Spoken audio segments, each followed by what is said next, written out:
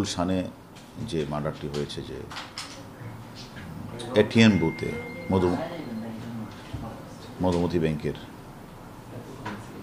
যে তাকে মেরে ফেলা হয়েছে, এবং যে মেরেছে তার আমরা সব বায়োডাটা পেয়েছি। তাকে আমরা শীঘ্রই গ্রেপ্তার করব এবং আপনাদের জানাবো, শীঘ্রই গ্রেপ্তার করব। তার সব কিছু আমরা পেয়েছি। মিরপুর বিভাগে আরেকটি পল্লবী থানার স্বপ্ননগর আবাসিক এলাকায় একটা পাভেল হত্যাকাণ্ডের ঘটনা ঘটেছে।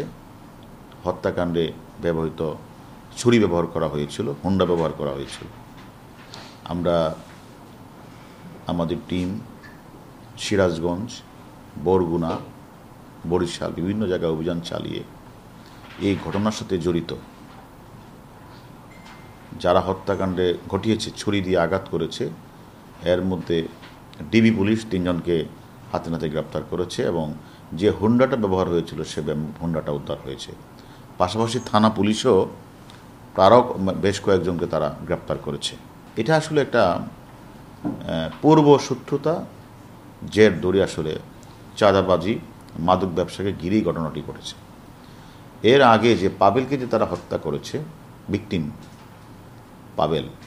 পাভেলও কিন্তু 22শে ডিসেম্বর অর্থাৎ ডিসেম্বর মাসে সেও কিন্তু ওই যে আসামি হাবিবকে একবার তারা মারধর করেছে, এবার সেই সংক্রান্ত একটা মামলাও কিন্তু বাড্ডা থানা রুজু হয়েছিল। সেই মামলায় কিন্তু পাভেল জেল খেটেছে।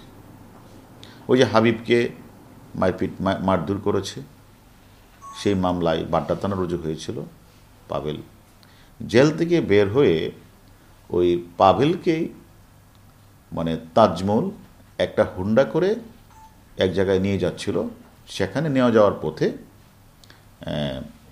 হানিফের যে ভাই, মানে হানিফ, তারপরে হাবিব, তার রাইহান, সোহেল, বাচ্চারা মিলে তাকে ছুরি দিয়ে উপর্যুপরি আঘাত করে তারা মৃত্যু নিশ্চিত করে তারা ঘটনা থেকে পালিয়ে যায়। সে সংক্রান্ত আপনারা জানেন।